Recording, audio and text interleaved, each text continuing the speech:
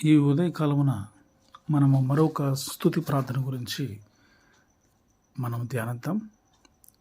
యేసు ప్రభు గారు చేసినటువంటి స్తుతి ప్రార్థన గురించి ఈ రోజున మనం ఈ ఉదయకాలమున మనం ధ్యానం చేద్దాం.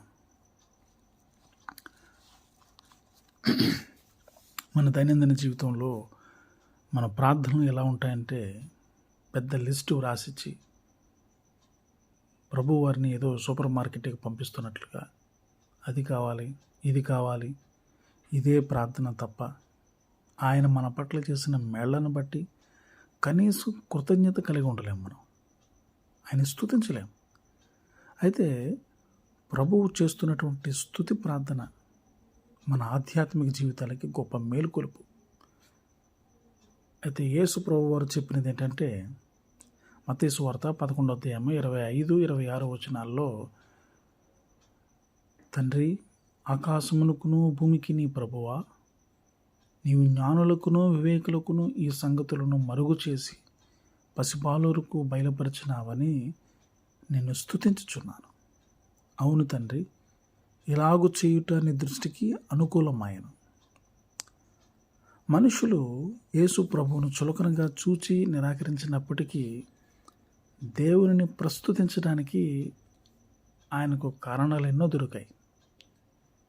ఇక్కడ మనుషుల పట్ల ఆయన జ్ఞానయుక్తంగా వ్యవహరించినటువంటి సంగతిని బట్టి తండ్రిని కీర్తిస్తున్నారు. లోకం విద్యావంతులుగా జ్ఞానవంతులుగా ఎంచేవారిని,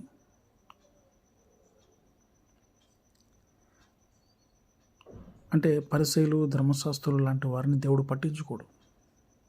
వినయం గల వారిని, చిన్నపిల్లల లాంటి సామాన్యులని, అనామకుల్ని ఆయన ఎన్నుకుని తన సత్యాన్ని వారికి వెల్లడ చేస్తుంటారు.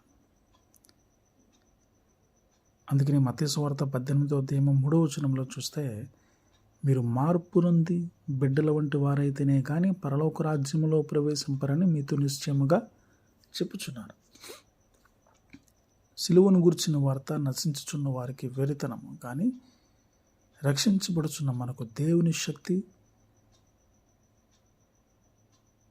ఇందు విషయమై జ్ఞానుల జ్ఞానమును నాశనం చేతును, వివేకుల వివేకమును శూన్యపరుతును అని వ్రాయబడింది.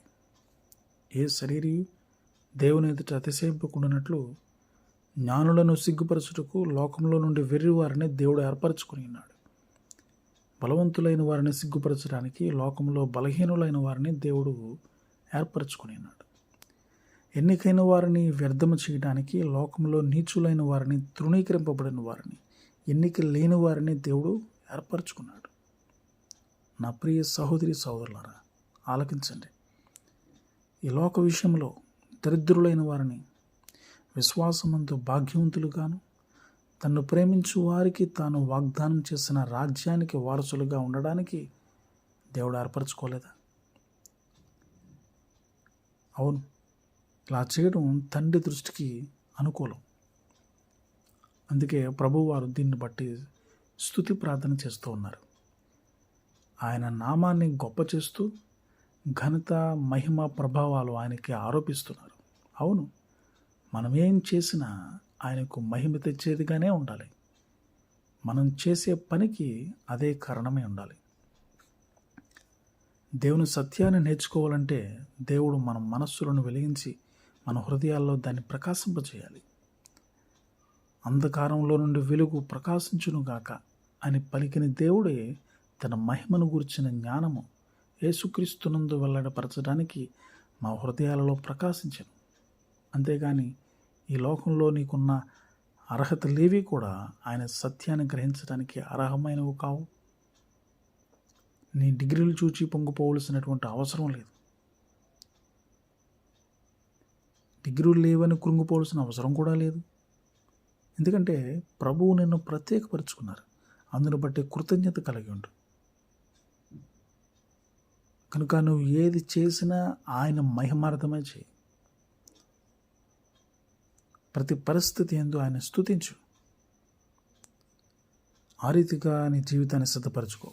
అటువంటి కృప, ధన్యత ప్రభు మనకు అనుగ్రహించును కాక. ఆమేన్.